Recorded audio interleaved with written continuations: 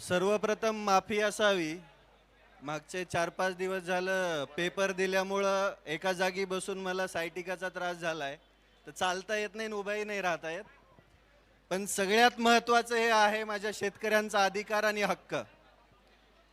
त्याच्यासाठी इथपर्यंत यावं लागलं आणि दादांना पाठिंबा देण्यासाठी उपस्थित राहायचं होतं. जरा थोडीशी शांतता बाळगली तर बरं होईल. खाली बसलं तर बरं होईल. समोरचे मागच्यांना दिसत नाहीये. बसायची सगळ्यांना सुविधा केलेली आहे. थोडंसं कोऑपरेट करा. थोडंसं मीडियावाले बी असू द्या, पण थोडंसं हे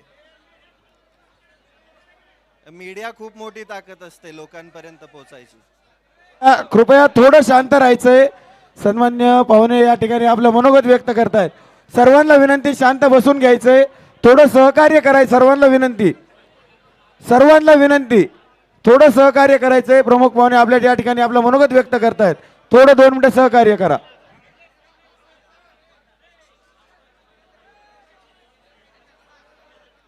मागचे बसून घ्या प्लीज.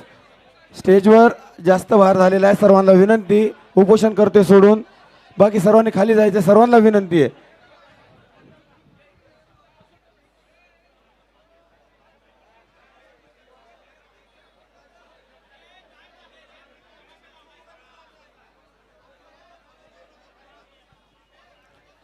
थोडीशी शांतता. थोडीशी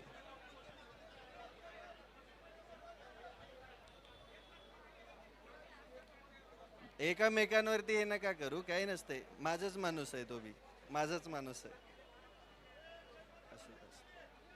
झाले 2 मिनिटं शांत राहाल. आता आवाज येईल का? छत्रपती शिवाजी महाराज की, धर्मवीर छत्रपती संभाजी महाराज की, भारतरत्न विश्वरत्न डॉक्टर बाबासाहेब आंबेडकरांचा, पुण्यश्लोक अहिल्यादेवी होळकरांचा. आवाज नाही येत आहे. शेतकरी एकजुटीचा.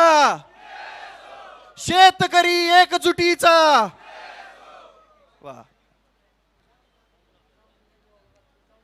सरकारने कर्जमाफी दिली. अर्ज GR काढायची घाई केली आणि त्याच्यामध्ये सगळ्यात जास्त जाचकाठी लावल्या. मला सर्वात सुरुवातीला हे मेन्शन करायचं की ही कर्जमाफी फसवी असणार आहे हे आधीच माहिती होतं. जेव्हा काही दिवसांपूर्वी शेतकऱ्यांच्या नावाने आंदोलन झालं आणि मुंबईला बोलून त्याच्यामध्ये काही झालं, त्यावेळेसच समजलं होतं की सरकार फक्त शेतकऱ्यांच्या तोंडाला पानं पुसायचं काम करणार आहे. माहित होतं. ते पुढे जाऊन सिद्धही झालं. काहींना आमदारकी भेटली, काहींना वचनं भेटली, पक्ष विलीन झाले आणि सरकारने त्यानंतर GR काढला. GR मध्ये 2 अटी अशा आहेत ज्याच्यामध्ये अख्खी खुट्टी टोकलेली आहे. ज्या शेतकऱ्यांनी 2019च्या कर्जमाफीमध्ये लाभ घेतलेला आहे अशा शेतकऱ्यांचं कर्ज माफ होणार नाही. त्याच्यामध्ये तुम्हाला 50,000 लाभ भेटेल, परंतु तुम्हाला जे कर्ज आहे, तुमचं जे थकीत कर्ज आहे, ते कर्ज तुम्हाला 1 ना 1 रुपया आधी भरावं लागेल. मग याला कर्जमाफी म्हणायची की फडणवीसांनी सुरू केलेली बँकांसाठीची कर्ज वसुली, हा प्रश्न पडलाय. दुसऱ्यामध्ये बी सेम तीच अट आहे. काहीच नाहीये याच्यामध्ये. महाराष्ट्रातील जवळजवळ 36 लाख शेतकऱ्यांचं नुकसान होणार आहे. मग कर्जमाफी द्यायचीच होती तर सरसकट द्यायची ना. ढोंग कशाला करायचं? जर तुम्हाला शेतकऱ्यांचा एवढाच कळवळ आहे तर सरसकट द्यायची. पण नाही. आजपर्यंत तुम्ही 2014 पासून बघत आलेला आहात. समित्या आणि निकषांमध्ये सरकार फसलेलं आहे. मागच्या 10 ते 12 वर्षामध्ये जेवढं काही सरकार आली त्याच्यामध्ये मध्ये एक कर्जमाफी झाली, त्याच्यामध्ये सरसकट दिली होती. पण यांनी 2 कर्जमाफ्या दिल्या. त्या 2 कर्जमाफ्यामध्ये फक्त निकष लावलेले, तर त्याच्यामध्ये दुसरं काहीच नाहीये. या निकषांमध्ये शेतकऱ्याला कोणतीही कर्जमाफी भेटत नाहीये. माझ्या वडिलांच्या नावावरती 35,000 रुपयाची सोसायटी आहे. मागच्या वेळेस बी तो 50,000चा लाभ भेटला नाही, यावेळेस बी भेटणार नाही. मग कसं म्हणायचं की माझ्या शेतकऱ्याला, माझ्या शेतकरी राजाला कर्जमाफी भेटते म्हणून? जी मुख्य मागणी आहे, हेच मुख्यमंत्री देवेंद्र फडणवीस साहेब म्हटले होते की मी सत्तेमध्ये आल्यानंतर शेतकऱ्यांचा सातबारा करणार, कोरा कोरा कोरा कोरा कोरा. पण हा कोरा करायच्या नादामध्ये त्या शेतकऱ्यांच्या सातबाऱ्यावरती बोजा चढवायचं काम हे सरकार करत आहे. या सरकारच्या काळामध्ये विचार करा तुम्ही, कोणतीही सबसिडी शेतकऱ्याला भेटत नाही, कोणत्याही योजनेचे पैसे योग्य वेळेवरती शेतकऱ्याला भेटत नाही, खताचे औषधाचे भाव गगनाला भिडलेत, कोणताही हमी भाव योग्य प्रकारे शेतकऱ्याला भेटत नाही, कांदा 2 रुपयाने विकावा लागतोय. शेतकरी अक्षरशः देशोधडीला लागायला लागला आणि इथलं सरकार म्हणते आम्ही शेतकऱ्यांच्या हिताचं. अरे घंटा तुम्ही हिताचे आहेत, लई शिव्या येतात पण इथं देऊ शकत नाही. यांच्या विरोधात बोलतो म्हणून 2 दिवसापूर्वी 2 अकाउंट उडवले. अरे अकाउंट उडवले म्हणजे आवाज दबत असतो का?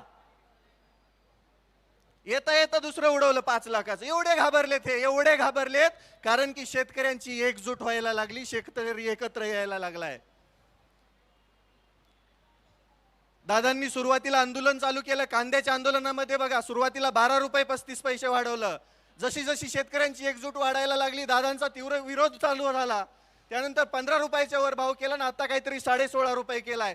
मग तुम्ही असं खुडत खुडत देण्यापेक्षा एक खट्या का देत नाहीत? गोष्टी देत असताना तुम्हाला सतत समिती आणि निकष का लागतात? आणि तुमचा तो पात्र शब्द नेमका कोणत्या पुस्तकात आलाय तो एकदा बघावा लागेल. नेमका यांनी कोणत्या पुस्तकातून अभ्यास केलाय? कोणतीही गोष्ट मागितली की पात्र शब्द टाकणार. त्या पात्र शब्दामध्ये शेतकऱ्यांची अख्खी कर्जमाफी ही फसवी झाली. शेतकऱ्यांच्या हाती काहीही भेटणार नाही. शेतकऱ्याच्या हातामध्ये फडणवीस सरकारने गाजर द्यायचं काम केलंय. आणि कोणी बोललं की एक तर त्याच्यावर गुन्हे दाखल होतात, एक तर त्याचे अकाउंट बंद होतात आणि त्याला जेलमध्ये डांबल्या जातं. शेतकऱ्यांच्या हितासाठी बोलत असताना काही भांडुळं परत अजून खाली कमेंटमध्ये बोलतात की हे फक्त स्टंट चालू आहे वगैरे वगैरे. 1-2 दिवस उपाशी येऊन बसा की. 4-5 तर भांडगुळं सोडलेत सरकारने. अक्षरशः संविधानिक पदावरती असताना भिकार चोटासारखं बोलतात, हे दलिंदरासारखं. अरे तुमच्या मनामध्ये एवढी नीचता भरलेली आहे, तुम्ही माणसं नाहीत, राक्षस आहात. तुमच्याकडून शेतकऱ्यांचं भलं होईल याची अपेक्षाच नाहीये. पण आम्ही पण खमकेत, आम्ही पण शेतकरी आहेत. आम्ही आत्तापर्यंत आमचं रुमणं त्या अवतावरती धरून 2 फूट आतमध्ये आऊत खुपसलंय शेतामध्ये. आमच्या शेतीची मशागत केली आहे. तेच रुमणं काढून, तेच रुमणं हातामध्ये घेऊन तुमच्या डोक्याची आणि तुमच्या ढुंगणाची मशागत करायला आम्हाला वेळ लागणार नाहीये. आमच्या आसुडाचा आवाज ऐकला तर तुमच्या कानातून रगात निघल. त्यामुळं सुधरा, या 2 अटी मागे घ्या. सर्वसामान्य शेतकऱ्याला कर्जमाफीचा लाभ भेटू द्या. बँकांचे वसुली एजंट असल्यासारखं वागू नका, अन्यथा याचे परिणाम संपूर्ण महाराष्ट्रभर दिसतील. आज ही मूठ, वज्रमूठ एवढी मोठी होईल की या वज्रमुठीने तुमच्या डोक्यावरती प्रहार केला तर कुठे पाताळाला जाताल समजणार पण नाही. अरे यांना लाजा वाटायला पाहिजेत. देत असताना जरा नीट तरी द्यायचं ना. निकष लावून द्यायचंय तर द्यायचं ढोंग कशाला करायचं? मतांपुरता शेतकरी लय महान असतो यांच्या नजरेमध्ये. पण मतं भेटली, सरकार आलं, सत्तेमध्ये बसले, ढुंगणाखाली खुर्ची भेटली की झालं, शेतकऱ्यांचा विसर पडला. कर्जमाफीचं गुऱ्हाळ मागचं 1 वर्ष चालू आहे माहितीये. आता GR काढलाय. GR काढताना म्हणले की आचारसंहिता झाल्यावर. मग GR बी आचारसंहिता झाल्यावरच काढायचं ना.